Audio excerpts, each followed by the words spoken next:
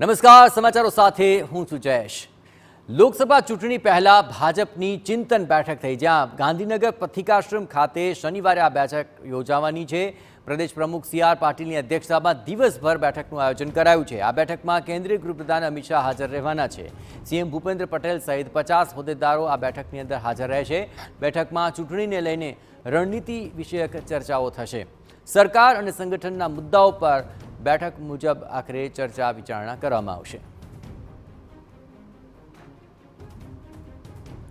CM Bhupendra Patel સહિત 50 હોદ્દેદારો આ બેઠકની અંદર ઉપસ્થિત રહેશે અને સાથોસાથ આ બેઠકની અંદર ચૂંટણીલક્ષી તમામ રણનીતિની ચર્ચા થવાની છે। આપણે જણાવીએ કે આ બેઠક ખૂબ જ મહત્વપૂર્ણ બની રહેશે, કારણ કે સરકાર અને સંગઠનના મુદ્દાઓ પર આ બેઠકની અંદર ચર્ચા થવાની છે। અને સૌથી વિશેષ બાબત એ છે કે લોકસભા ચૂંટણી પહેલાં ભાજપની આ ચિંતન બેઠકની અંદર અમિત શાહ પણ હાજર રહેશે અને સાથોસાથ સી.આર. પાટીલની અધ્યક્ષતાની અંદર આ બેઠકની અંદર લોકસભાને લઈને એ તમામ રણનીતિ પર વિચાર વિમર્શ કરાશે કે જે આગામી સમયની અંદર લોકસભાની ચૂંટણીમાં ગુજરાતની 26 બેઠકો અંકી કરવા માટે રણનીતિ ઘડવામાં આવશે।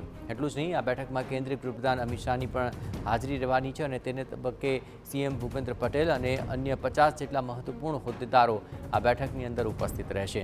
એટલે કે લોકસભા ચૂંટણી પહેલાં આખરે 6 જાન્યુઆરીએ થનારી આ બેઠક ઘણી જ મહત્વપૂર્ણ મનાઈ રહી છે કે જેમાં સરકાર અને સંગઠનના મુદ્દાઓ ખૂબ જ મુખ્ય રહેવાના છે અને બેઠકની અંદર આ તમામ મુદ્દાઓને લઈને ચર્ચા વિચારણા થશે, મહત્વપૂર્ણ જવાબદારીઓ સોંપાશે અને આગામી સમયની અંદર જે પ્રજાલક્ષી યોજનાઓ છે તે લોકો સુધી કઈ રીતે લઈ જવી તેને લઈને પણ રણનીતિ ઘડાશે।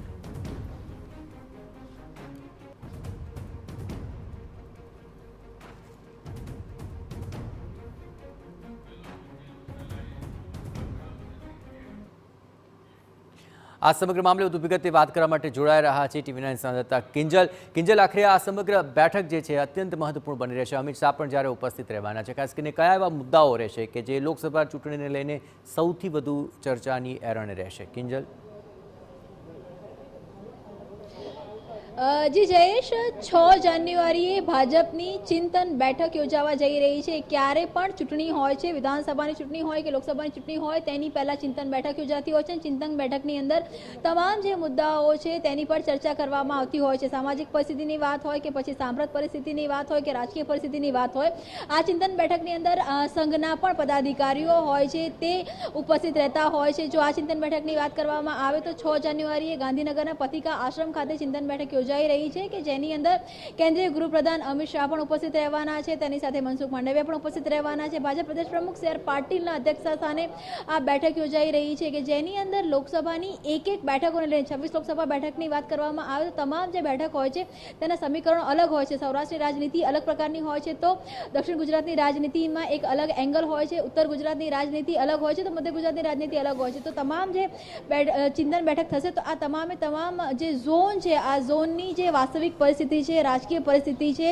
તેની સાથે જ સાંસદોની જે કહી શકાય કે સાંસદોનું જે મહત્વ છે, તો સાંસદોની ત્યાં જે લોકપ્રિયતા છે તેની સાથે જો વિપક્ષની વાત કરવામાં આવે કે પછી બીજા જે ફેક્ટર્સની વાત કરવામાં આવે, ચિંતન બેઠક એક ક્રંસ હોય છે, ભાજપ માટેની જીત અને હાર નક્કી કરતું હોય છે। ભાજપના જે સમીકરણો હોય છે તે નક્કી કરતું હોય છે। આખરે ગ્રાઉન્ડ ઉપર કઈ વાતની જરૂર છે, પેપર ઉપર કરાયેલા કામ અને ગ્રાઉન્ડ ઉપરની જરૂરી વાતો, ભાજપની રણનીતિ અને કયા એક્શન પ્લાન સાથે, હિડન એજન્ડા કયા એક્શન પ્લાન સાથે આગળ વધશે, આ તમામ બાબતો ખૂબ જ મહત્વની હોય છે। અને એક તરફ જો સરકારની વાત કરવામાં આવે તો વાયબ્રન્ટ ગુજરાત ચાલી રહ્યું છે, તો બીજી તરફ લોકસભાની ચૂંટણી માટે ભાજપ એક બાદ એક જે સ્ટેપ છે તે આગળ વધારી રહ્યું છે। ગઈકાલે ક્લસ્ટર જે પ્રભારીઓ છે તેમની નિમણૂક કરવામાં આવી, તેની સાથે જ જે સ્ક્રીનિંગ કમિટી છે, સ્ક્રીનિંગ કમિટીની જાહેરાત કરવામાં આવી છે। તો 6 તારીખે મહત્વપૂર્ણ ચિંતન બેઠક છે તે યોજાવા જઈ રહી છે।